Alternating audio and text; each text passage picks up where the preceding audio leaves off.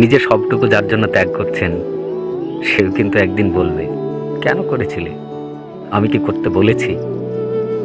সমস্ত সমস্যায় তার পাশে থাকার পরেও একদিন শুনতে হবে, আমার সমস্যা আমি মিটিয়ে নিতে পারতাম, তুমি না থাকলে চলতো। তার সমস্ত হারিয়ে যাওয়া সম্পর্ককে চেষ্টা করে তার কাছে ফিরিয়ে দেওয়ার পরেও আচমকা সে বলবে, আপনি নাকি তাকে একা করে দিতে চান।